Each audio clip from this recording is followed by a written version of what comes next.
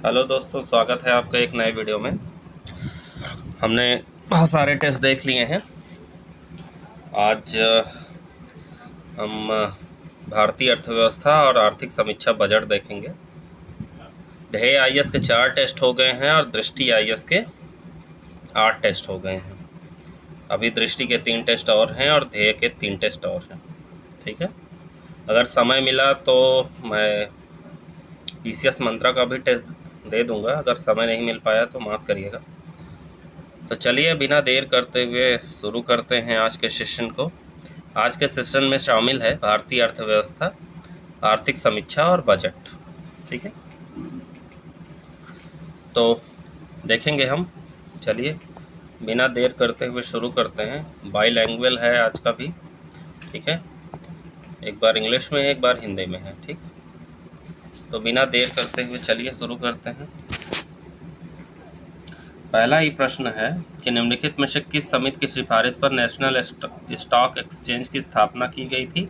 तो फिरवानी समिति की। ठीक है, स्थापना कब हुई? 1992 में। ठीक है, सिफारिश जो है फिरवानी समिति ने 1991 में की थी और स्थापना हुई शेयर बाजार की, नेशनल स्टॉक एक्सचेंज। ठीक है, राष्ट्रीय शेयर बाजार की स्थापना 1992 में हुई। चलिए अगला प्रश्न देखते हैं। अगला प्रश्न हमारा कहता है राष्ट्रीय आय के संदर्भ में निम्नलिखित कथनों में कौन सा कथन सत्य है? ठीक है, सत्य कथन का चयन करना है। वित्तीय संपत्तियों, अंश पत्र, ऋण पत्र आदि का क्रय विक्रय आदि राष्ट्रीय आय में शामिल किया जाता है? नहीं, राष्ट्रीय आय में शामिल नहीं किया जाता है। ठीक है, क्योंकि ऐसी क्रियाओं से चालू उत्पादन में कोई वृद्धि नहीं होती है, इसीलिए शामिल नहीं किया जाता है। घरेलू सेवाओं को राष्ट्रीय आय में शामिल नहीं किया जाता है, यह सही है, ऑप्शन बी हो जाएगा। ठीक है, चलिए आगे बढ़ते हैं, अगला क्वेश्चन देखते हैं। लौह और इस्पात उद्योग आर्थिक गतिविधि के किस क्षेत्र में आता है? तो ये आता है द्वितीय क्षेत्र में। ठीक, चलिए आगे बढ़ते हैं, नेक्स्ट देखते हैं। निम्नलिखित में से किस पंचवर्षीय योजना का मुख्य उद्देश्य सामाजिक न्याय और समानता के साथ आर्थिक समृद्धि था? तो ये 9वीं पंचवर्षीय योजना था जिसका मुख्य उद्देश्य था सामाजिक न्याय और समानता के साथ आर्थिक समृद्धि। ठीक है, आगे बढ़ते हैं, नेक्स्ट क्वेश्चन देखते हैं।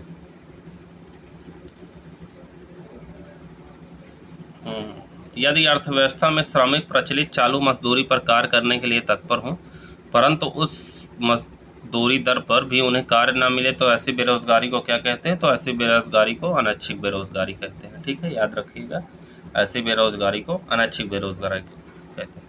अगला है वह प्रक्रिया जिसके परिणाम स्वरूप देश के समस्त उत्पादन साधनों का कुशलतापूर्वक विदोहन होता है, राष्ट्रीय आय और प्रति व्यक्ति आय में निरंतर एवं दीर्घकालिक वृद्धि होती है तथा जनता के जीवन स्तर पर एवं सामान्य कल्याण का सूचकांक बढ़ता है। निम्न में से कौन सी अवधारणा परिभाषित है? तो इसके लिए आर्थिक समृद्धि। देखिए जो परिभाषा दी गई है ये आर्थिक समृद्धि के बारे में दी गई है। ठीक है, चलिए आगे बढ़ते हैं, नेक्स्ट क्वेश्चन देखते हैं। अगला प्रश्न है कथन और कारण दिया गया है। ठीक है, तो देख लेते हैं कथन और कारण के बारे में।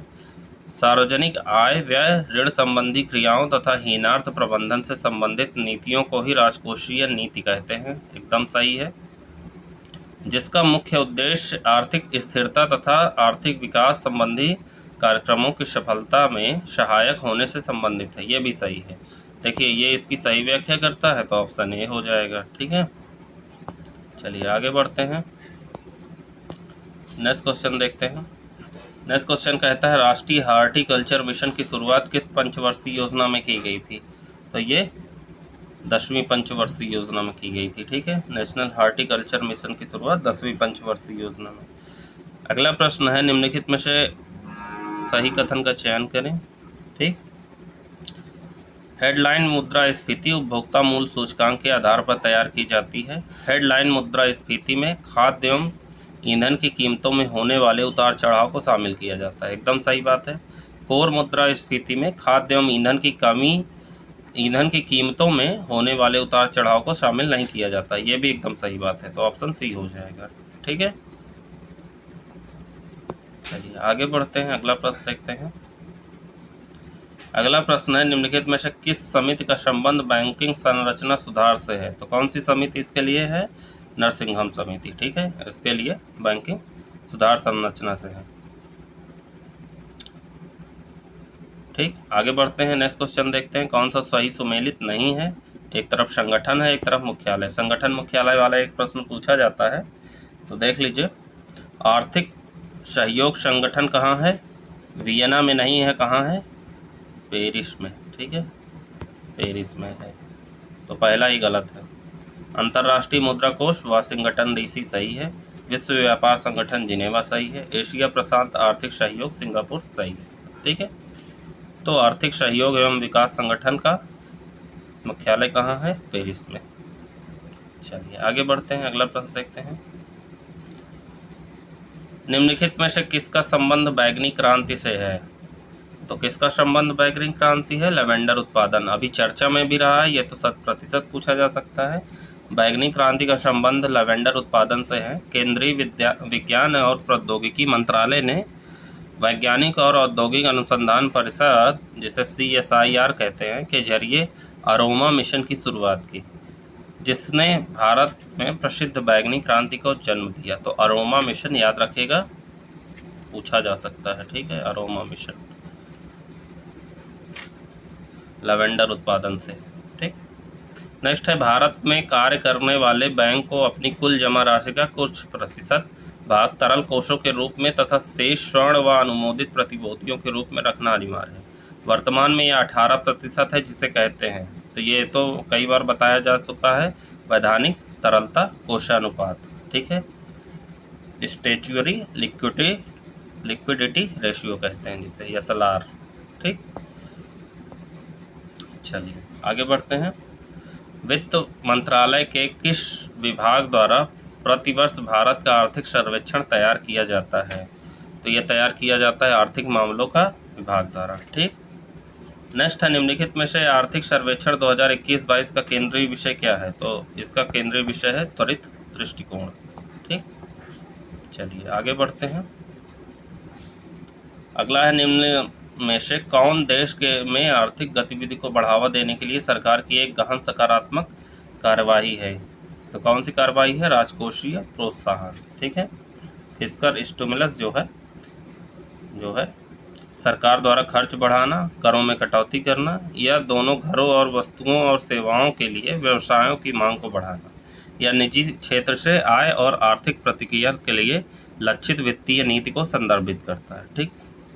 अगला क्वेश्चन है, आर्थिक सर्वेक्षण 2021-22 के अनुसार भारतीय अर्थव्यवस्था 2021-22 में वास्तविक रूप से कितने प्रतिशत वृद्धि करेगी? तो वास्तविक रूप से जो है 9.2% की वृद्धि करेगी, देख लीजिए, इम्पोर्टेंट है। चलिए आगे बढ़ते हैं, नेक्स्ट है, विश्व बैंक द्वारा वित्तीय वर्ष 2022-23 में भारत की सकल घरेलू उत्पादन में कितने प्रतिशत वृद्धि का अनुमान है? तो ये अनुमान है 8.7% का, ठीक। चलिए नेक्स्ट क्वेश्चन देखते हैं, निम्नलिखित कथनों पर विचार कीजिए, सही कथन का चयन करना है, ठीक।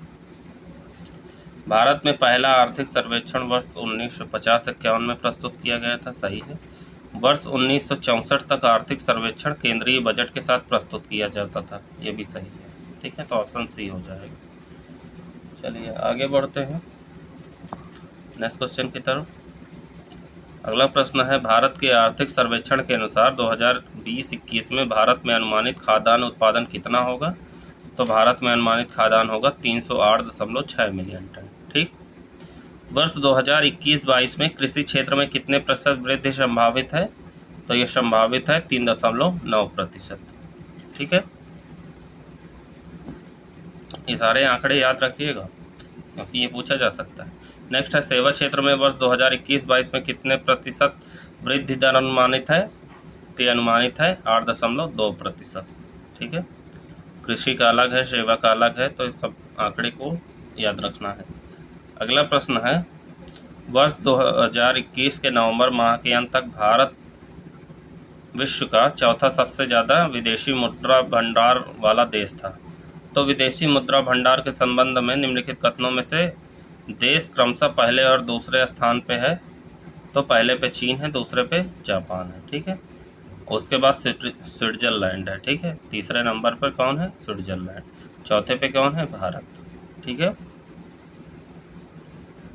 चलिए आगे बढ़ते हैं, नेक्स्ट क्वेश्चन देखते हैं।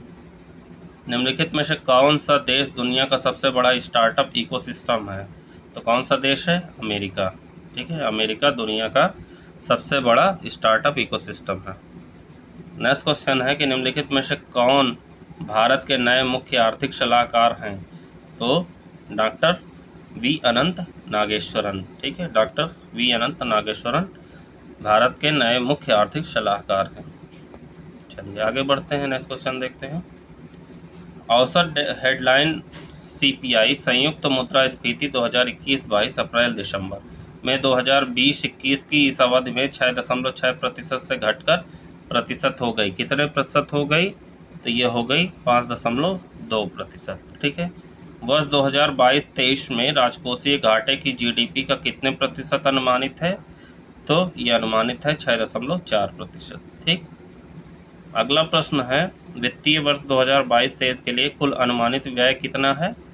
तो ये व्यय है 39.45 लाख करोड़ रुपए। ठीक, याद रखिएगा, ये सारे फैक्ट है, इनको याद रखना है तभी हो पाएगा। सही कथन का चयन करना है। आगे है नेक्स्ट क्वेश्चन।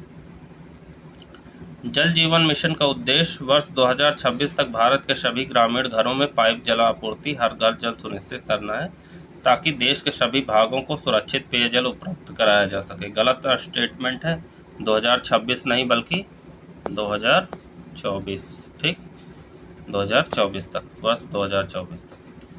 नेक्स्ट है हर घर नल से जल के तहत वर्ष 2022-23 में 3.8 करोड़ परिवारों को शामिल करने के लिए 60,000 करोड़ रुपए आवंटित किए गए हैं। ये सही है, तो ऑप्शन बी सही हो जाएगा। चलिए आगे बढ़ते हैं, नेक्स्ट क्वेश्चन है वित्तीय वर्ष 2022-23 में घरेलू उद्योग के लिए निर्धारित पूंजीगत खरीदारी बजट का 6.8% निर्धारित किया गया है, जो वर्ष 2021 में प्रतिशत था। तो 2021 में कितना प्रतिशत था? 58%। ठीक है, नेक्स्ट है प्रधानमंत्री आवास योजना के तहत वित्तीय वर्ष 2022-23 में 80 लाख घरों को पूरा करने के लिए रुपए आवंटित किए गए थे। तो कितने रुपए आवंटित किए गए थे? तो ये आवंटित किए गए थे 48,000 करोड़ रुपए। ठीक है, चलिए आगे बढ़ते हैं।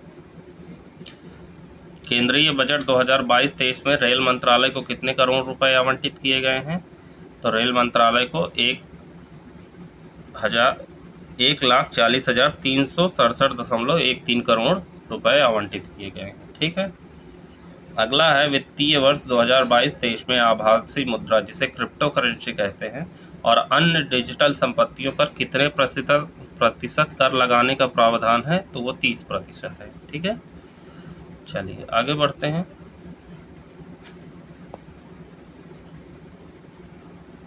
नेक्स्ट है राष्ट्रीय राजमार्ग नेटवर्क में वित्तीय वर्ष 2022-23 में किलोमीटर का विस्तार दिया जाएगा जिसके विस्तार के लिए रुपए जुटाए गए हैं।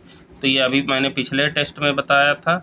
ठीक है, तो इसका मैं बता देता हूँ। इसमें जो है 25,000 किलोमीटर और 20,000 करोड़ रुपए जुटाए गए हैं। ठीक है, 25,000 किलोमीटर का विस्तार दिया जाएगा जिसके विस्तार के लिए 20,000 करोड़ रुपए जुटाए गए हैं। चलिए आगे बढ़ते हैं, नेक्स्ट देखते हैं वित्तीय वर्ष 2022-23 में सरकार की आय का कुल कितना प्रतिशत वस्तु और सेवा कर से प्राप्त होगा? तो वस्तु और सेवा कर से 15% प्राप्त होगा। ठीक, चलिए नेक्स्ट क्वेश्चन। निम्नलिखित में से सही कथन का चयन करना है।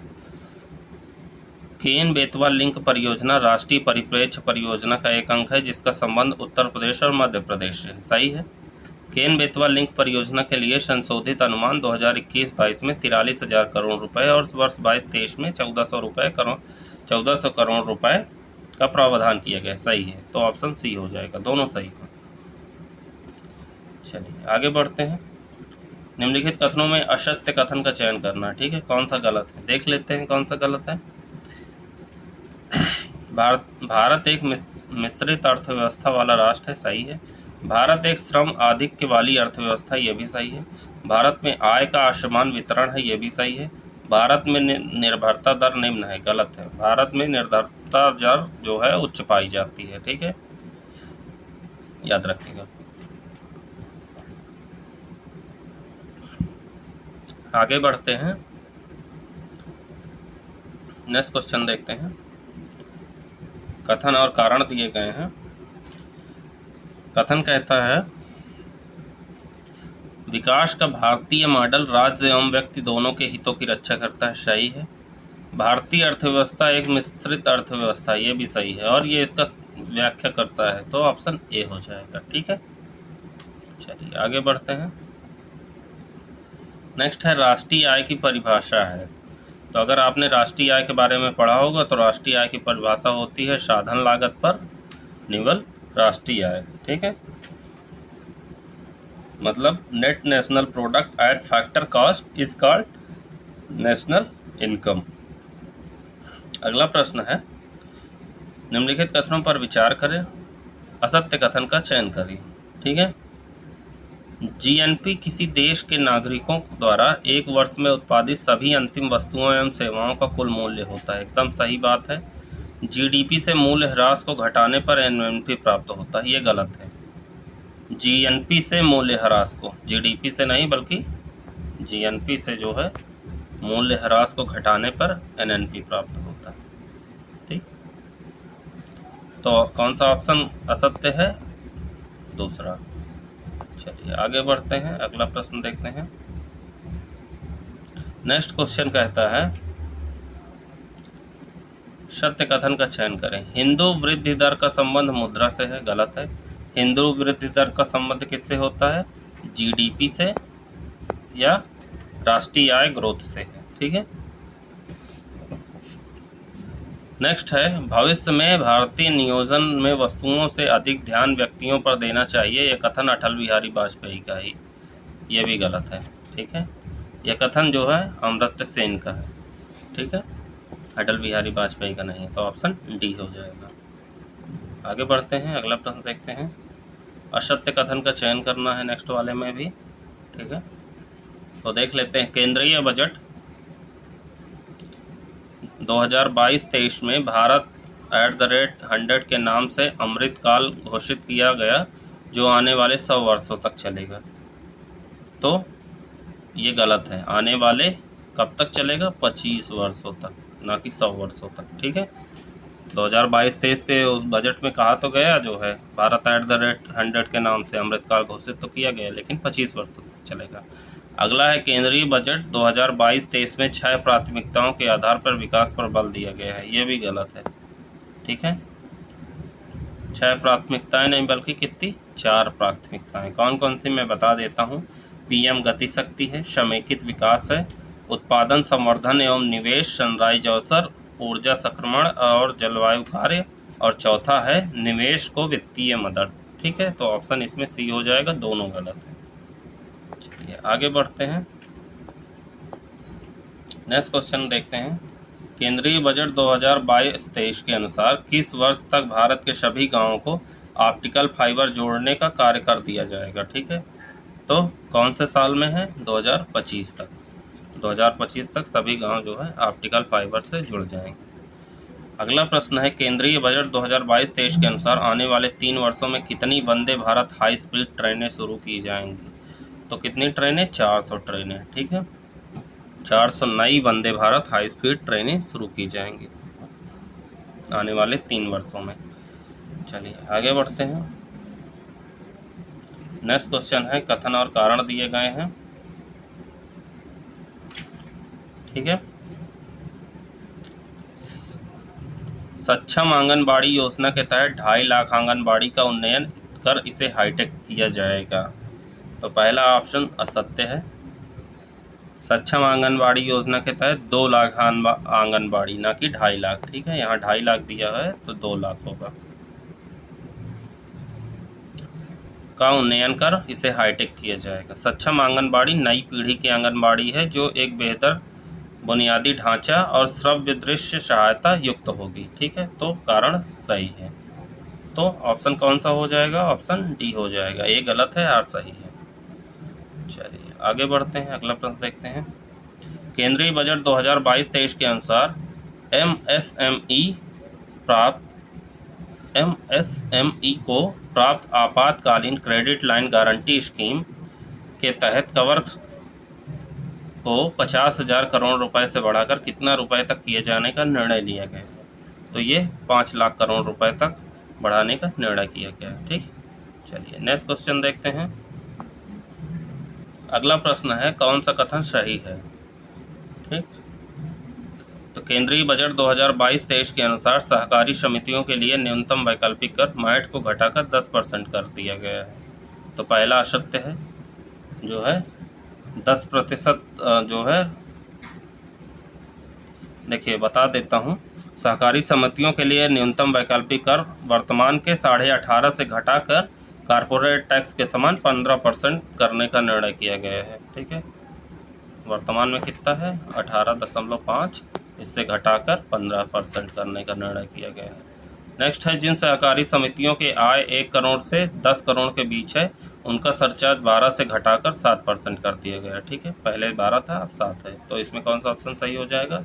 Option B. ठीक, अगला प्रश्न है आर्थिक समीक्षा 2021-22 के अनुसार भारत का कौन सा शहर स्टार्टअप राजधानी के रूप में उभरा है?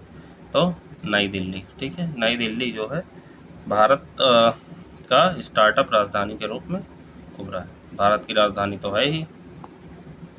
चलिए अगला प्रश्न देखते हैं। केंद्रीय बजट 2022-23 में पीएम ई विद्या योजना के तहत कितने ई विद्या टीवी चैनल खोले जाएंगे? तो कितने ई विद्या टीवी चैनल? 200। ठीक है, नेक्स्ट क्वेश्चन है केंद्रीय बजट 2022-23 के अनुसार निम्नलिखित में से कौन सा कथन असत्य है? देखिए इनमें एक कथन असत्य है, देख लेते हैं। मिशन शक्ति के लिए 3,114 करोड़ रुपए आवंटित किए गए, सही है। ठीक, मिशन वात्सल्य के लिए 1,472 करोड़ रुपए आवंटित किए गए, ये भी सही है।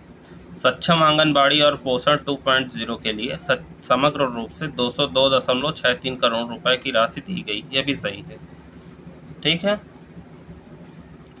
केंद्रीय महिला एवं बाल विकास मंत्रालय को इस वर्ष आवंटित राशि में गत वर्ष के मुकाबले 3% की कमी आई है, गलत है। 3% की कमी नहीं बल्कि 3% की क्या हुई है? वृद्धि हुई है। ठीक है, याद रखिएगा 3% की वृद्धि की गई है। चलिए आगे बढ़ते हैं, तो ऑप्शन डी ही गलत है इसमें।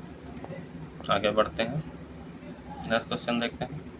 अगला क्वेश्चन कहता है निम्नलिखित कथनों पर विचार करें। ठीक, कर लेते हैं विचार। कौन सा कथन सत्य है देख लेते हैं। वित्तीय वर्ष 2021-22 में राजकोषीय घाटा जीडीपी का 6.9% रहा, सही है। या बजट 2021-22 में अनुमानित राजकोषीय घाटे से कम रहा, गलत है। यह अनुमानित जो है राजकोषीय घाटा जो है 2021-22 में अनुमानित जो राजकोषीय घाटा था वो 6.8% था, जो संशोधित अनुमानों से 6.9 रहा, तो कम नहीं रहा बल्कि ज़्यादा। ठीक है, अतः इसमें वृद्धि हुई है। अगला है वर्ष 2022-23 में राजकोषीय घाटा जीडीपी का 6.4% अनुमानित है, ये सही है, तो ऑप्शन सी हो जाएगा। ठीक है, अगला प्रश्न है 1949 में भारत सरकार द्वारा नियुक्त राष्ट्रीय आय समिति में निम्न से कौन सा संबंधित नहीं था? देखिए इसमें CR राव संबंधित नहीं थे। ठीक है, CR राव का जो है इससे कोई संबंध नहीं था।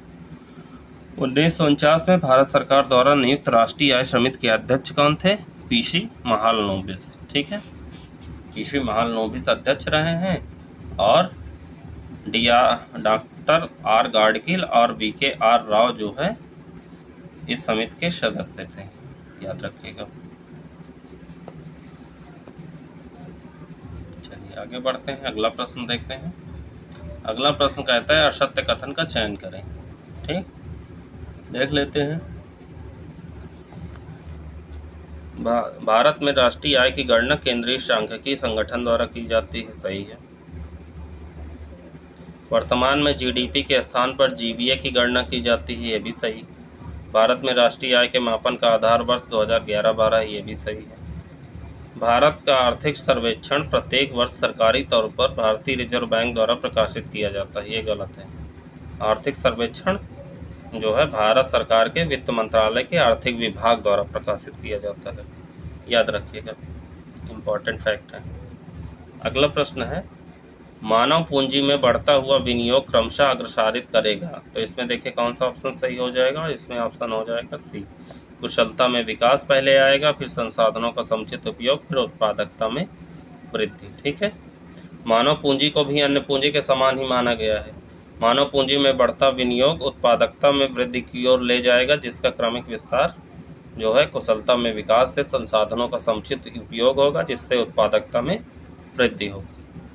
चलिए आगे बढ़ते हैं। नेक्स्ट क्वेश्चन देखते हैं। सूची 1 को सूची 2 से सम्मिलित कीजिए। ठीक है, एक तरफ संस्थान है, एक तरफ जिला दिया है। ठीक, चलिए देख लेते हैं।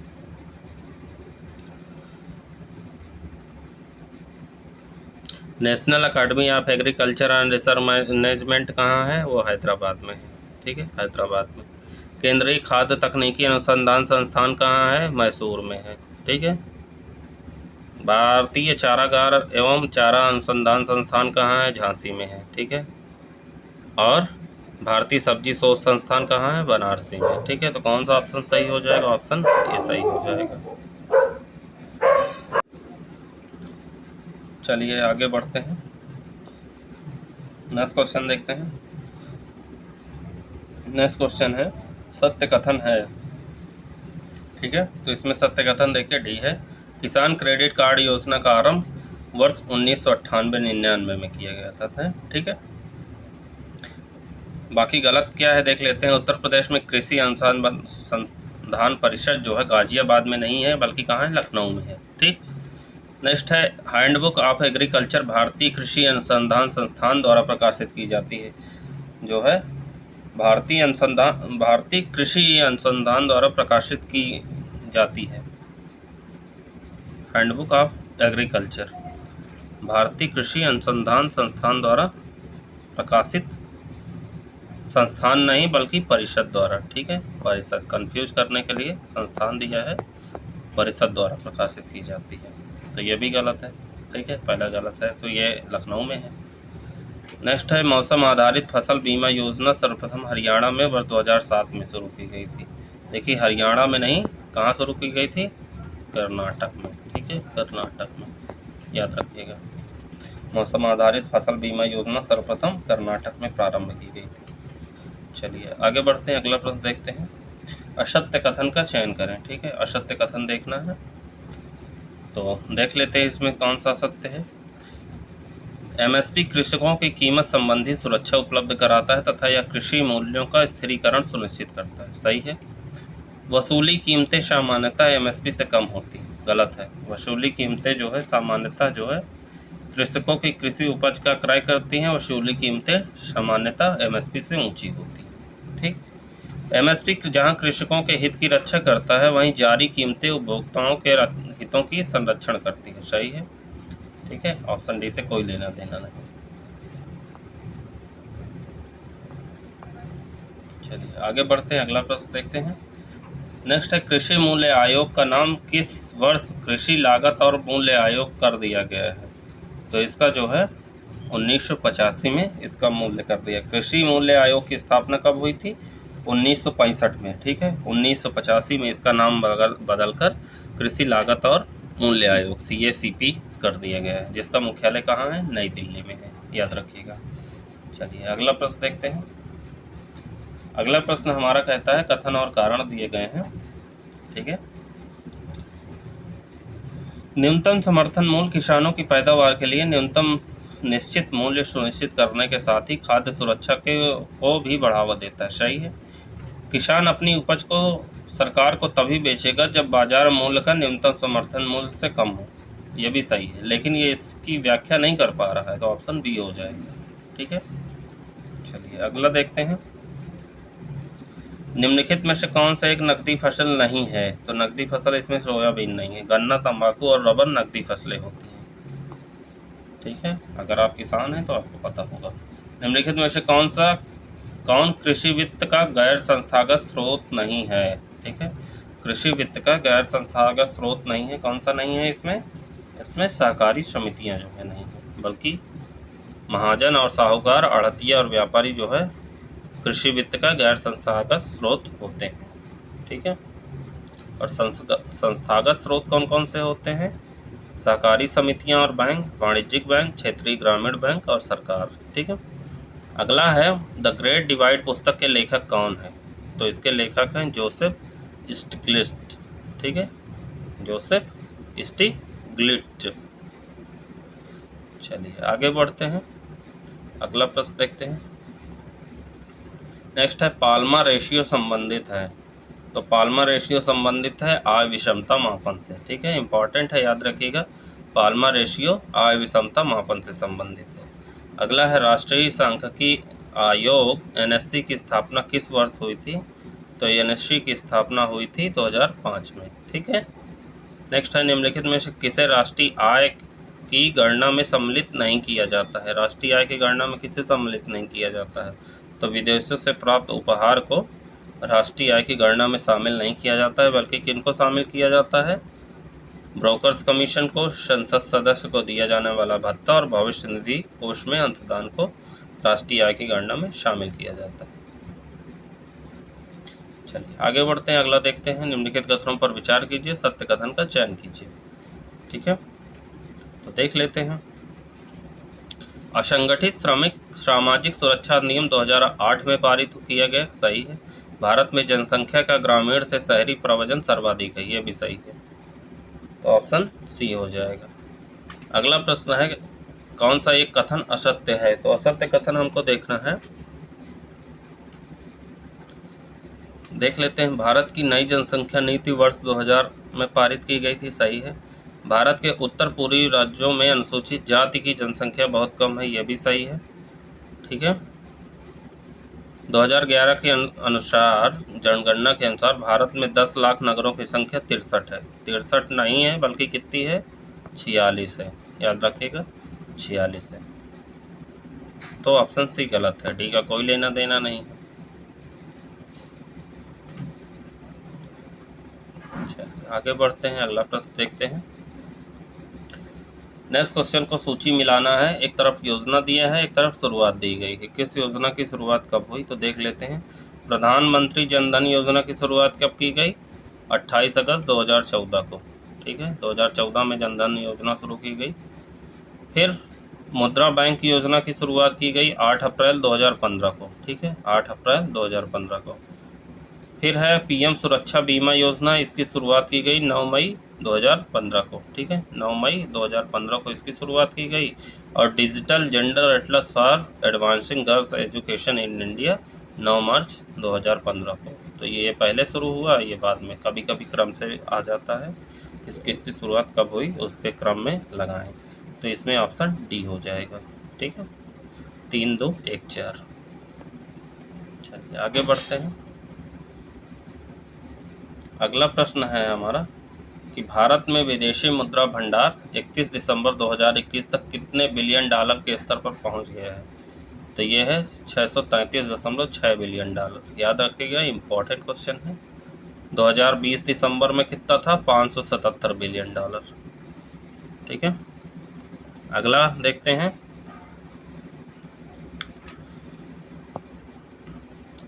कथन और कारण दिए गए हैं। कथन कहता है 2020-21 में प्रतिदिन सड़क निर्माण 36.5 किलोमीटर था। आर्थिक समीक्षा 2021। भाई सही है। ठीक है, अगला है पूर्व वर्ष 2019-20 की अपेक्षा में इसमें 3.4% की कमी दर्ज की गई है। नहीं, कमी नहीं बल्कि वृद्धि दर्ज की गई है। ठीक है, 30.4% की वृद्धि दर्ज की गई। कमी की जगह वृद्धि हो जाएगा। तो कौन सा ऑप्शन सही हो जाएगा? सी। ए सही है, आर गलत है। चलिए आगे होगा, देख लेते हैं।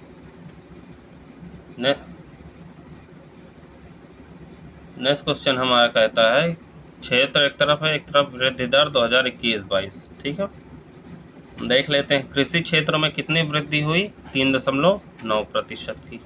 ठीक है, और उसके बाद औद्योगिक क्षेत्र में 11.8% की, सेवा क्षेत्र में 8.2% की, और भारत की जीडीपी में 9.2% की। तो कौन सा ऑप्शन सही हो जाएगा? ऑप्शन ए सही हो जाएगा। चलिए आगे बढ़ते हैं। कथन और कारण दिए गए हैं, देख लेते हैं। कथन कारण।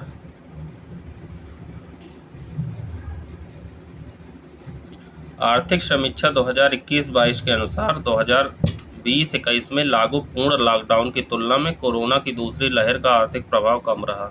सही है, परंतु इसका प्रभाव स्वास्थ्य पर काफ़ी जो है गंभीर था। ये भी सही है, लेकिन ये इसकी व्याख्या नहीं कर पा रहा है, तो ऑप्शन बी हो जाएगा। ठीक, चलिए आगे बढ़ते हैं, नेक्स्ट क्वेश्चन देखते हैं। भारतीय अर्थव्यवस्था में 2021-22 में जीडीपी में निवेश का अनुपात कितने प्रतिशत है? तो 29.6%। ठीक है, याद रखिएगा। चलिए आगे बढ़ते हैं अगले प्रश्न की तरफ। अगला प्रश्न है, कथन और कारण दिए गए हैं। ठीक है, कथन कहता है, विश्व बैंक, एशियाई बैंक और अंतर्राष्ट्रीय मुद्रा कोष के अनुमानों के अनुसार भारत 2021 से 30 के दौरान विश्व की तीव्रतम अर्थव्यवस्था बनेगा। गलत है, 2021 से 30 नहीं, 2021 से 24 के बीच जो है। अगला है, पशुपालन, डेयरी तथा मछली पालन सहित संबंधित क्षेत्र तेजी से उच्च समृद्धि वाले क्षेत्र के रूप में तथा कृषि क्षेत्र में संपूर्ण वृद्धि के प्रमुख प्रेरक के रूप में उभर रहे हैं। ये सही है। ठीक है, तो इसमें डी ऑप्शन हो जाएगा। ए गलत है, परंतु आर सही है। चलिए आगे बढ़ते हैं, नेक्स्ट क्वेश्चन देखते हैं। अद्यतन आंकड़ों के अनुसार निम्नलिखित में से कौन सी भारत की यूनिकॉर्न स्टार्टअप कंपनियां हैं? ठीक है, तो देख लेते हैं। ये सभी जो कंपनियां हैं भारत की यूनिकॉर्न स्टार्टअप कंपनियां हैं, उपरोक्त सभी हो जाएगा इसमें। फ़ोनपे, जोमेटो, ड्रीम11, फ्लिपकार्ट, मेक माई ट्रिप और जीरोधा। ठीक है, चलिए आगे बढ़ते हैं। आर्थिक समीक्षा 2021-22 में वर्णित भारत सरकार की बोरवेल रणनीति का संबंध किससे है? तो बोरवेल रणनीति का संबंध कोरोना महामारी के विरुद्ध रणनीति है। ठीक है, पूछा जा सकता है। आर्थिक समीक्षा 2021-22 के अनुसार सामाजिक सेवाओं, स्वास्थ्य, शिक्षा और अन्य पर केंद्र एवं राज्य सरकारों का व्यय जीडीपी कितना प्रतिशत है? तो यह है 8.6%। ठीक है, चलिए आगे बढ़ते हैं, अगला प्रश्न देख लेते हैं। निम्न में से किस एक स्थान पर भारतीय प्रतिभूति एवं विनिमय बोर्ड सेबी का क्षेत्रीय कार्यालय नहीं है? ठीक है, क्षेत्रीय कार्यालय कहाँ नहीं है सेबी का? तो ये पुणे में नहीं है। ठीक है, बल्कि दिल्ली, अहमदाबाद और कोलकाता में क्षेत्रीय कार्यालय है, चेन्नई में भी है। ठीक है,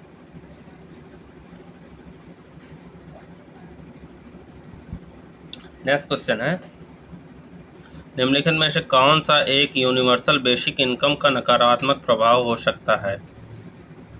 तो इसमें से बाजार जोखिमों का उत्पन्न होना जो है यूनिवर्सल बेसिक इनकम का नकारात्मक प्रभाव हो सकता है। ठीक है, यूनिवर्सल बेसिक इनकम से मुद्रा आपूर्ति में वृद्धि होगी, जिससे मांग आपूर्ति में असंतुलन उत्पन्न होगा, अर्थात बाजार जोखिम उत्पन्न होगा। ठीक, अगला प्रश्न है, चालू खाते घाटे को कम करने में निम्नलिखित में से कौन सा एक सहायक नहीं है? ठीक है, तो कौन सा सहायक नहीं है? निर्यात को मिलने वाली आर्थिक सहायता से में कटौती से। ठीक है, उसका संबंध नहीं है। चलिए आगे बढ़ते हैं, नेक्स्ट क्वेश्चन देखते हैं। अगला प्रश्न कहता है, अल्प विकसित देशों में आर्थिक विकास में प्रमुख अवरोधक तत्व है। तो प्रमुख अवरोधक तत्व कौन सा हो सकता है? अल्प पूंजी निर्माण। ठीक है, नेक्स्ट क्वेश्चन है, निम्नलिखित में से किन मदों में किया गया व्यय मानव पूंजी के निर्माण के स्रोत हैं? तो इसमें सभी, शिक्षा, प्रशिक्षण, स्वास्थ्य और प्रवसन, उपरोक्त सभी। ठीक, नहीं, प्रवसन नहीं होगा, ऑप्शन बी हो जाएगा। ठीक है, स्वास्थ्य, शिक्षा, स्वास्थ्य होगा, प्रशिक्षण होगा, शिक्षा होगा, प्रवसन नहीं होगा, तो ऑप्शन बी हो जाएगा। ठीक है, शिक्षा, स्वास्थ्य और प्रशिक्षण में किया गया व्यय मानव पूंजी निर्माण के स्रोत हैं, प्रवसन नहीं होगा। ठीक, अगला प्रश्न है, आर्थिक समीक्षा 2021-22 के अनुसार भारत सरकार का कर्ज बढ़कर जीडीपी का कितना प्रतिशत हो गया है? तो 59.3%। ठीक, चलिए आगे बढ़ते हैं।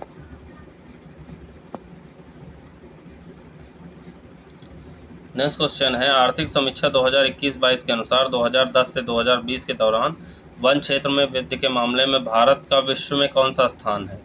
तो भारत का विश्व में तीसरा स्थान है। ठीक है, तीसरा स्थान है। अगला है, कथन और कारण दिए गए हैं, देख लेते हैं। वर्ष 2021 तक भारतीय पूंजी बाजार के लिए असाधारण वर्ष रहा। सही है। अप्रैल से नवंबर 2021 के दौरान 75 IPO से 89,066 करोड़ रुपए प्राप्त किए गए हैं। ये भी सही है। और जो है ये इसकी सही व्याख्या भी करता है, तो ऑप्शन ए हो जाएगा। ठीक, चलिए आगे बढ़ते हैं। अगला प्रश्न देखते हैं। भारत में राष्ट्रीय आय की गणना किस विधि का सामान्यतः प्रयोग नहीं किया जाता है? ठीक है, कई बार पूछा गया क्वेश्चन है। तो देखिए, व्यय गणना विधि इसमें जो है सामान्यतः प्रयोग नहीं किया जाता। राष्ट्रीय आय को जो है 3 विधियों से गणना की जाती है: उत्पत्ति गणना विधि, आय गणना विधि तथा व्यय गणना विधि। ठीक है, और सामान्यतः प्रयोग किसका नहीं किया जाता है? व्यय गणना विधि का प्रयोग सामान्यतः नहीं किया जाता। ठीक है, ऑप्शन सी गलत है। नेक्स्ट है, निम्नलिखित में से कौन एक भारत सरकार के द्वारा निर्धनता निवारण हेतु अपनाई गई त्रिआयामी रणनीति का हिस्सा नहीं है? ठीक, तो कौन त्रिआयामी रणनीति का हिस्सा नहीं है? तो इसमें वाटरशेड मैनेजमेंट रणनीति जो है त्रिआयामी रणनीति का हिस्सा नहीं है। ठीक, अगला प्रश्न है, विशेष कृषि उपज योजना किस वर्ष प्रारंभ की गई थी? तो ये 2004-05 में प्रारंभ की गई थी। ठीक है, याद रखिएगा। चलिए आगे बढ़ते हैं नेक्स्ट क्वेश्चन की तरफ। राष्ट्रीय उत्पाद घरेलू उत्पाद से कम होगा यदि? तो राष्ट्रीय उत्पाद घरेलू उत्पाद से कब कम होगा? जब विदेशी शुद्धकारक आय ऋणात्मक हो। ठीक है, अर्थात राष्ट्रीय उत्पाद बराबर क्या हो जाएगा? घरेलू उत्पाद प्लस माइनस विदेशों से शुद्धकारक आय। ठीक, नेक्स्ट है, मानव विकास सूचकांक, जीवन प्रत्याशा सूचकांक, शिक्षा सूचकांक तथा सकल राष्ट्रीय आय सूचकांक का है क्या है? एक ज्यामितीय माध्य है। ठीक है, मानव विकास सूचकांक, जीवन प्रत्याशा सूचकांक, शिक्षा सूचकांक तथा सकल राष्ट्रीय आय सूचकांक का ज्यामितीय माध्य है। चलिए आगे बढ़ते हैं। अगला प्रश्न देखते हैं। अगला है, वह दर जिस पर केंद्रीय बैंक बैंकों के प्रथम श्रेणी के बिलों में पुनर्कटौती करता है कहलाता है? तो क्या कहलाता है? बैंक दर कहलाता है। ठीक, नेक्स्ट क्वेश्चन है, प्रधानमंत्री के 6,000 करोड़ रुपए के कुल परिव्यय के साथ अटल भूजल योजना की शुरुआत कब की गई है? तो अटल भूजल योजना की शुरुआत 25 दिसंबर 2019 को की गई। ठीक है, याद रखिएगा, इंपॉर्टेंट है। नेक्स्ट है, निम्नलिखित में से कौन सा एक सरकारी व्यय को नियंत्रित करने का प्राधिकारी है? तो सरकारी व्यय को नियंत्रित करने का प्राधिकारी कौन है? वित्त मंत्रालय। ठीक, वित्त मंत्रालय। चलिए आगे बढ़ते हैं। नेक्स्ट है, निम्नलिखित में से कौन एक राष्ट्रीय आय की गणना में सम्मिलित नहीं किया जाता है? तो राष्ट्रीय आय की गणना में कौन सम्मिलित नहीं किया जाता है? स्वयं उपभोग के लिए किया गया उत्पादन। ठीक है, राष्ट्रीय आय की गणना में शामिल नहीं किया जाता है। आगे बढ़ते हैं। अगला प्रश्न देखते हैं। कथन और कारण दिए गए हैं। ठीक है, कथन और कारण तो देख लेते हैं। केंद्रीय बजट 2022-23 के अनुसार देश भर में रसायन मुक्त प्राकृतिक खेती को बढ़ावा दिया जाएगा। सही। इसके तहत प्रथम चरण में यमुना नदी के किनारे 5 किलोमीटर चौड़े कॉरिडोर में स्थित किसानों की भूमि पर ध्यान केंद्रित किया जाएगा। गलत है। ठीक है, इसके अंतर्गत प्रथम चरण में गंगा के किनारे, ना कि यमुना। ठीक है, गंगा के किनारे, कंफ्यूज करने के लिए यमुना दिया हुआ है तो गंगा के किनारे, बाकी स्टेटमेंट पूरा सही है। तो कौन सा हो जाएगा? ऑप्शन ए हो जाएगा। ए सही है परंतु आ गलत है। चलिए आगे बढ़ते हैं। राष्ट्रीय मानसिक स्वास्थ्य और स्नायु विज्ञान संस्थान निमहांस अवस्थित है। तो ये कहाँ अवस्थित है? बेंगलुरु में। ठीक है, आगे बढ़ते हैं। पीएम गति शक्ति मिशन को गति देने वाले कारकों में निम्न से कौन सा एक नहीं है?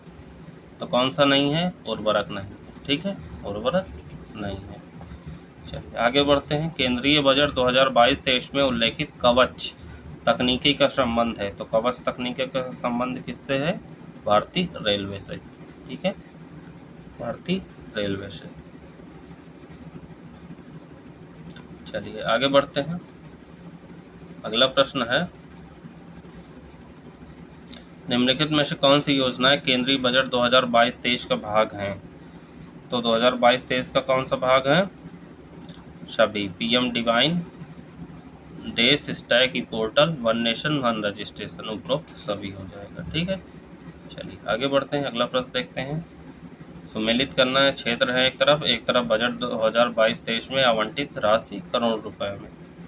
तो देख लेते हैं। ग्रामीण विकास के लिए 2,06,293 करोड़ रुपए आवंटित किए गए। ठीक, शिक्षा के लिए 1,04,278 करोड़ रुपए आवंटित किए गए। रक्षा के लिए 3,85,370 करोड़ रुपए आवंटित किए गए और प्रमुख सब्सिडी के लिए 3,17,866 करोड़ रुपए आवंटित किए गए। तो कौन सा ऑप्शन हो जाएगा? ऑप्शन बी सही हो जाएगा।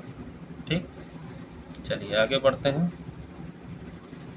अगला प्रश्न है, द्वितीय पंचवर्षीय योजना के संदर्भ में निम्नलिखित कथनों पर विचार कीजिए।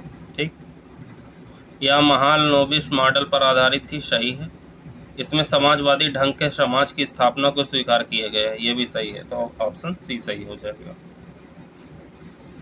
अगला है, निम्नलिखित में से कौन सा एक वित्त मंत्रालय का एक विभाग नहीं है? तो कौन सा वित्त मंत्रालय का एक विभाग नहीं है? बैंकिंग विभाग। ठीक है, बैंकिंग विभाग वित्त मंत्रालय के अंतर्गत नहीं आता है। चलिए आगे बढ़ते हैं। अगला प्रश्न है, निम्नलिखित में से कौन सा सूचकांक रिपोर्ट नीति आयोग द्वारा जारी किए जाते हैं? तो कौन सा सूचकांक जारी किया जाता है? स्वस्थ भारत, प्रगतिशील भारत पहला, दूसरा नहीं जारी किया जाता है। ठीक है, आपदा जोखिम प्रबंधन जो है भारत सरकार के गृह मंत्रालय द्वारा जारी किया जाता है, तो दूसरा नहीं होगा। समग्र जल प्रबंधन सूचकांक तीसरा होगा, तो ऑप्शन सी सही हो जाएगा। ये नीति आयोग द्वारा जारी किए जाते हैं और ये गृह मंत्रालय द्वारा जारी किया जाता है, राष्ट्रीय आपदा जोखिम सूचकांक। चलिए अगला देखते हैं, निम्नलिखित कथनों में कौन सा सत्य है? प्रत्यक्ष विदेशी निवेश की प्रकृति स्थायी होती है, सही है। संस्थागत विदेशी निवेशक व्यापक स्तर पर पूंजी उपलब्धता की वृद्धि में सहायक हैं, भले ही इसकी प्रकृति अस्थायी है, यह भी सही है। तो ऑप्शन सी सही हो जाएगा। ठीक, चलिए आगे बढ़ते हैं। अगला प्रश्न है, शहरी गैर श्रम कर्मचारियों के लिए उपभोक्ता मूल्य सूचकांक संकलित किया जाता है। तो उपभोक्ता मूल्य सूचकांक केंद्रीय सांख्यिकी संगठन द्वारा। ठीक है, नेक्स्ट है, मेल्ट डाउन को संबंधित किया जाता है। तो मेल्ट डाउन किससे संबंधित है? मेल्ट डाउन संबंधित है प्रतिभूतियों एवं बंध पत्रों की गिरावट की स्थिति से। ठीक है, चलिए आगे देखते हैं। अगला क्वेश्चन है, मार्कोसुर संगठन का मुख्यालय कहाँ अवस्थित है? तो इसका मुख्यालय है मोंटवीडियो में। ठीक है, मोंटवीडियो में मार्कोसुर का संगठन जो है इसका मुख्यालय मोंटवीडियो में है। चलिए आगे बढ़ते हैं। अगला प्रश्न है, कौन सा राजकोषीय उपाय अर्थव्यवस्था के मंदी काल में उपयोगी नहीं है? ठीक है, तो कौन सा राजकोषीय उपाय जो है? तो करों में वृद्धि जो है, राजकोषीय नीति के अंतर्गत करों में वृद्धि करना एक कदम उपयोगी कदम नहीं होगा, बल्कि उपयोगी कदम क्या हो सकते हैं? घाटे की वित्तीय व्यवस्था, सरकारी व्यय में वृद्धि, निवेश में वृद्धि और वितरण में समानता। आगे देखते हैं। अगला प्रश्न कहता है, भारत में मुद्रा गुणक को परिभाषित किया जाता है। तो भारत में मुद्रा गुणक को बृहद मुद्रा बटे आरक्षित मुद्रा में परिभाषित किया जाता है। ठीक, चलिए आगे देखते हैं। नेक्स्ट है, निम्न पर विचार करें। उपरोक्त में से कौन आरबीआई के परिमाणात्मक साख नियंत्रण के अंतर्गत सम्मिलित किया जाता है? ठीक है, तो ये तो कई बार आपने पढ़ा होगा, तो देख लेते हैं। खुले बाजार की क्रियाएं इससे संबंधित है और परिवर्तनीय कोष अनुपात इससे संबंधित है। ठीक है, चलिए अगला देखते हैं, इसमें कौन सा ऑप्शन सही हो जाएगा। ऑप्शन सी सही हो जाएगा। अगला है, निम्नलिखित में से कौन सा एक देश में राजकोषीय नीति का उद्देश्य नहीं है। ठीक है, तो राजकोषीय नीति का उद्देश्य क्या नहीं हो सकता है, परिसंपत्ति सृजन करना। ठीक है, बल्कि आय में असमानता में कमी लाना, मूल्य स्थिरता और पूर्ण रोजगार की स्थिति प्राप्त करना, यह राजकोषीय नीति का उद्देश्य है। ठीक, चलिए अगला प्रश्न देखते हैं, भारत में वित्तीय समावेशन हेतु तो भुगतान बैंक की स्थापना का प्रस्ताव किस समिति ने दिया था। भुगतान बैंक के बारे में पूछा है। ठीक है, तो नचिकेत मोर समिति आया हुआ प्रश्न है। ठीक, चलिए आगे बढ़ते हैं, अगला प्रश्न देखते हैं, कंपनी अधिनियम 2013 के अनुसार कोई व्यक्ति अधिकतम कितनी कंपनियों में निदेशक नियुक्त हो सकता है। तो अधिकतम वो 20 कंपनियों में निदेशक नियुक्त हो सकता है। ठीक है, अगला है, राष्ट्रीय निवेश और अवसंरचना कोष NIIF की स्थापना की गई थी। तो इसकी स्थापना कब की गई थी, वर्ष 2015 में। अगला है, निम्नलिखित में से किस समिति का संबंध केवल शहरी गरीबी आकलन से है। तो SR हासिम समिति इम्पोर्टेंट है, याद रखिएगा, इसका संबंध केवल शहरी गरीबी आकलन से है। चलिए अगला देखते हैं,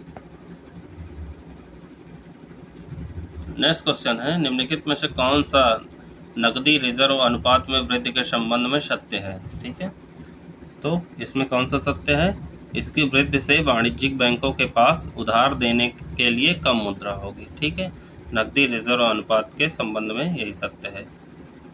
अगला है, संवेदी सूचकांक आधारित होता है। तो संवेदी सूचकांक किस पे आधारित होता है, बम्बई स्टॉक एक्सचेंज के 30 महत्वपूर्ण स्टॉकों पर।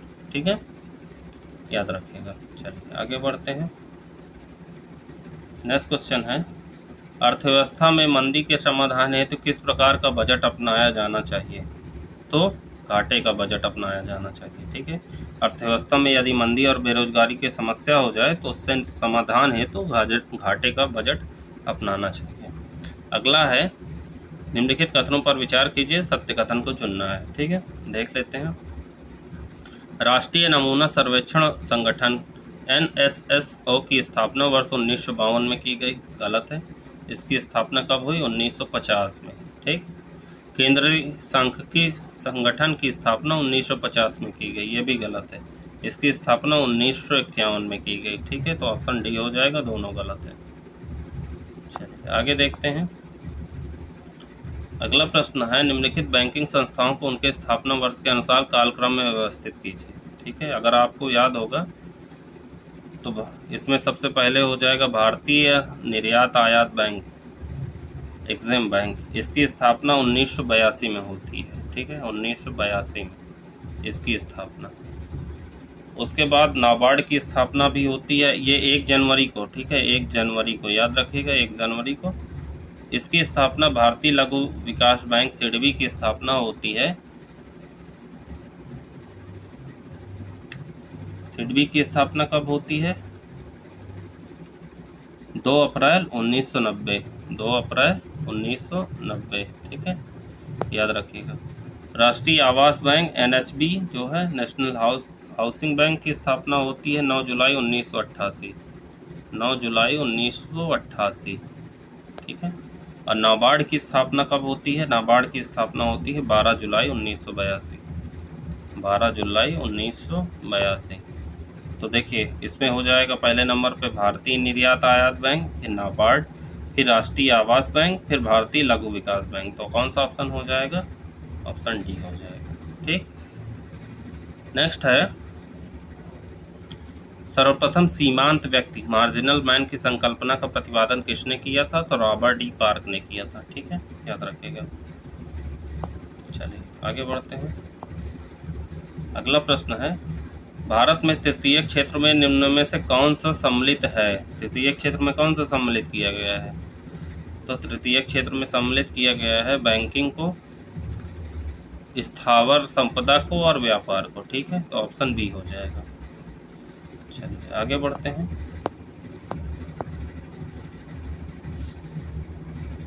अक्टूबर 1993 में प्रारंभ हुई महिला समृद्धि योजना का उद्देश्य है। तो महिला समृद्धि योजना का उद्देश्य ग्रामीण महिलाओं में बचत को प्रोत्साहन देने से। ठीक है, चलिए आगे बढ़ते हैं, नेक्स्ट क्वेश्चन देखते हैं। अभिकथन और कारण दिए गए हैं। कथन कहता है मुद्रा का अवमूल्यन भुगतान घाटे के संतुलन को सही कर सकता है। सही है।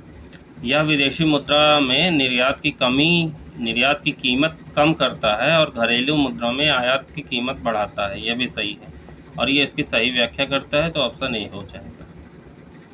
अगला क्वेश्चन भी है कथन कारण का, ठीक है, देख लेते हैं। बेरोजगारी की समस्या जो है गरीबी वृद्धि का प्रमुख कारण है। ठीक, तो सही है। इससे मुद्रास्फीति दर बढ़ती है। गलत है। जो है बेरोजगारी की समस्या का जो है मुद्रास्फीति से कोई लेना देना नहीं, तो ऑप्शन सी हो जाएगा। ये सही है परंतु आर गलत है।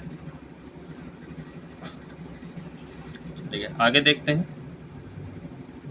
अगला प्रश्न है नगद आरक्षित अनुपात के संदर्भ में निम्नलिखित कथनों पर विचार कीजिए और असत्य कथन का चयन कीजिए। ठीक है, तो देख लेते हैं। इसे बैंकों को आरबीआई के पास रखना होता है। नगद आरक्षित अनुपात सही है। इसमें कमी से बैंकों की ऋण देने की क्षमता में वृद्धि होती है। ये भी सही है, तो ऑप्शन डी हो जाएगा। ना तो एक ना तो दो, दोनों कथन मतलब सत्य हैं, असत्य नहीं है। चलिए अगला देखते हैं। जुलाई 2021 में निम्नलिखित देशों में से कौन सा एक आनुवांशिक रूप से संशोधित गोल्डन राइस के व्यावसायिक उत्पादन को मंजूरी प्रदान करने वाला विश्व का पहला देश है? तो फिलीपींस से। याद रखिएगा, इंपॉर्टेंट है, पूछा जा सकता है। चलिए अगला है। एनटीपीसी द्वारा अगस्त 2021 में सिमहाद्री थर्मल स्टेशन के जलाशय पर भारत की सबसे बड़ी फ्लोटिंग सोलर पीवी परियोजना का उद्घाटन किया गया। सिमहाद्री थर्मल स्टेशन स्थित है, तो सिमहाद्री कहाँ स्थित है? तो ये स्थित है आंध्र प्रदेश में। ठीक है, याद रखिएगा, इम्पोर्टेंट है।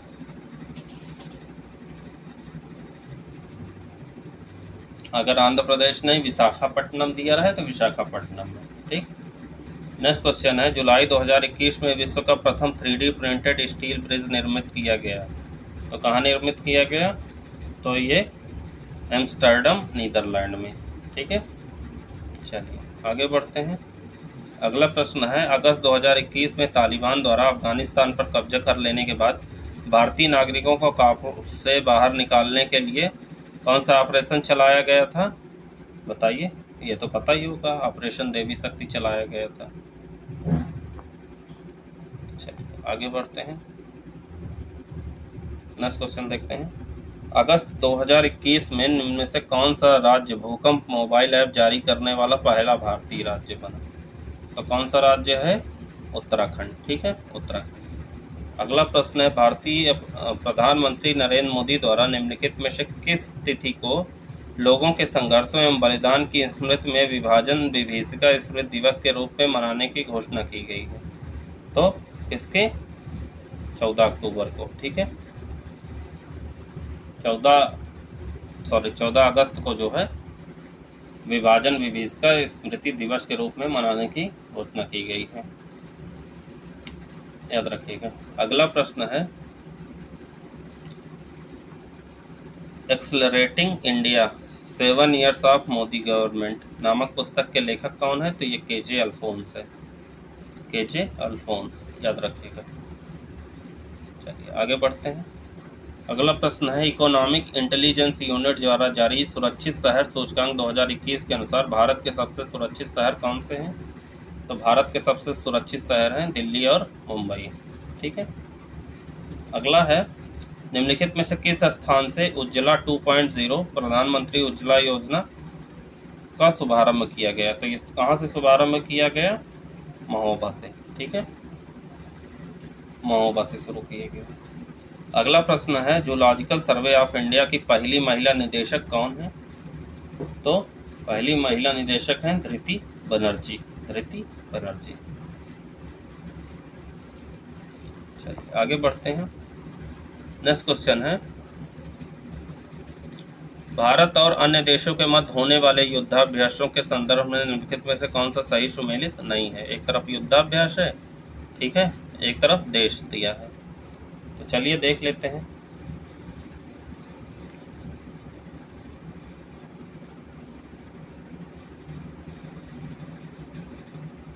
देखिए इसमें कौन सा सुमेलित नहीं है, काजिंद पहला सुमेलित नहीं है। काजिंद तुर्कमेनिस्तान नहीं होगा बल्कि भारत और कजाकिस्तान होगा। कौन? भारत और कजाकिस्तान। ठीक है, पहला गलत है। दूसरा, कोंकण शक्ति 2021 यूनाइटेड किंगडम सही है। जायद तलवार 2021 संयुक्त अरब अमीरात सही है। इंद्र 2021 रूस सही है। तो ऑप्शन ए हो जाएगा, केवल एक। ठीक है, पहला गलत है। काजिन 2021 किसके बीच में मैंने बताया? भारत और कजाकिस्तान। ठीक, चलिए आगे देखते हैं अगला प्रश्न। निम्नलिखित में से किसे वर्ष 2021 के लिए लोकमान्य तिलक राष्ट्रीय पुरस्कार से सम्मानित किया गया है? तो ये साइरस पूनावाला को सम्मानित किया गया है। युक्त धारा क्या है? तो युक्त धारा के बारे में अगर आपने पढ़ा होगा तो यह भूस्थानिक जो है योजना पोर्टल है। ठीक है, भूस्थानिक योजना पोर्टल है। चलिए आगे बढ़ते हैं। अगला है वित्तीय समावेशन सूचकांक के संदर्भ में निम्नलिखित कथनों में सही कथन का चयन करना है। ठीक है, तो देख लेते हैं। देश भर में वित्तीय समावेशन की सीमा को मापने के लिए वित्तीय समावेशन सूचकांक की शुरुआत भारतीय रिजर्व बैंक द्वारा की गई। सही है। वित्तीय समावेशन सूचकांक 3 पैरामीटर पहुंच, उपयोग और गुणवत्ता पर आधारित है, जिसका आधार वर्ष 2020-21 है। ये गलत है। ठीक है, सूचकांक का निर्माण बिना किसी आधार वर्ष के किया गया है। इसका कोई आधार वर्ष नहीं है। अगर आ जाए तो देख लीजिएगा, ऑप्शन ए इसका सही होगा। चलिए आगे है। अल मोहित अल हिंदी 2021 नामक पहला द्विपक्षीय नौसैनिक अभ्यास भारत और किस देश के मध्य आयोजित हुआ था? तो यह हुआ था सऊदी अरब के मध्य। ठीक है, अगला प्रश्न है। यूनेस्को की विश्व धरोहर स्थल की सूची में शामिल भारत का 29वां विश्व धरोहर स्थल रुद्रेश्वर मंदिर यानी रमप्पा मंदिर कहाँ स्थित है? तो रमप्पा मंदिर स्थित है वारंगल, तेलंगाना में। ठीक है, पूछा जा सकता है, इम्पोर्टेंट है। चलिए आगे बढ़ते हैं। इंडियन इंस्टीट्यूट ऑफ हेरिटेज की स्थापना कहाँ की जाएगी? तो इसकी स्थापना की जाएगी नोएडा में। ठीक है, नोएडा में इसकी स्थापना इंडियन इंस्टीट्यूट ऑफ हेरिटेज जो है नोएडा में की जाएगी इसकी स्थापना। अगला प्रश्न है। 97वें अक्षय ऊर्जा देश आकर्षण सूचकांक 2021 में किस देश ने प्रथम स्थान हासिल किया है? तो किस देश ने हासिल किया है? संयुक्त राज्य अमेरिका ने। ठीक है, संयुक्त राज्य अमेरिका ने। अगला है। अक्षय ऊर्जा दिवस का आयोजन कब होता है? तो इसका आयोजन होता है 20 अगस्त को। ठीक, चलिए अगला प्रश्न है, देख लेते हैं। निम्नलिखित किस राज्य का संबंध घर घर औषधि योजना से है? ठीक है, तो कौन सा राज्य हो जाएगा? राजस्थान। ठीक है, तो ऑप्शन डी हो जाएगा, उपरोक्त में से कोई नहीं। इसका ऑप्शन सही होगा राजस्थान। ठीक है, राजस्थान। चलिए आगे बढ़ते हैं। नेक्स्ट है। निम्नलिखित में से विंबलडन 2021 के पुरुष एकल वर्ग का उपविजेता कौन है? तो इसका उपविजेता है मेटे बेरेटिनी। ठीक है, उपविजेता। और विजेता कौन है? नोवाक जोकोविच। और महिला में अगर पूछे तो एश्ले बार्टी और उपविजेता कैरोलिना प्लिस्कोवा। ठीक, अगला है। निपुण भारत मिशन की शुरुआत किसके द्वारा की गई? तो निपुण भारत मिशन की शुरुआत शिक्षा मंत्रालय द्वारा की गई है। ठीक है, चलिए आगे बढ़ते हैं। नेक्स्ट क्वेश्चन है। भारत का पहला कृषि निर्यात सुविधा केंद्र कहाँ स्थापित किया गया है? तो ये कहाँ स्थापित किया गया है? पुणे में। ठीक है, भारत का पहला कृषि निर्यात सुविधा केंद्र पुणे में स्थापित किया गया है। लास्ट क्वेश्चन है हमारा। ग्लोबल स्टार्टअप इकोसिस्टम इंडेक्स में भारत किस स्थान पे है? तो भारत है 20वें स्थान पे। ठीक है, तो ये हो गए हमारे आज के 150 प्रश्न। ठीक है, ये हमारा जो है ध्येय की 5वीं टेस्ट सीरीज है और वैसे 13वीं है। ठीक है, हमने 12 टेस्ट देख लिए थे, ये 13वीं टेस्ट है। अभी ध्येय के 2 टेस्ट और बचे हैं, उसके बाद दृष्टि के 3 टेस्ट हैं। आप चैनल पे नए हैं तो चैनल को सब्सक्राइब कर लीजिए, वीडियो के शेयर कर दीजिए। मिलते हैं नेक्स्ट वीडियो में। चलिए तब तक के लिए जय हिंद, जय Bharat. Thank you so much.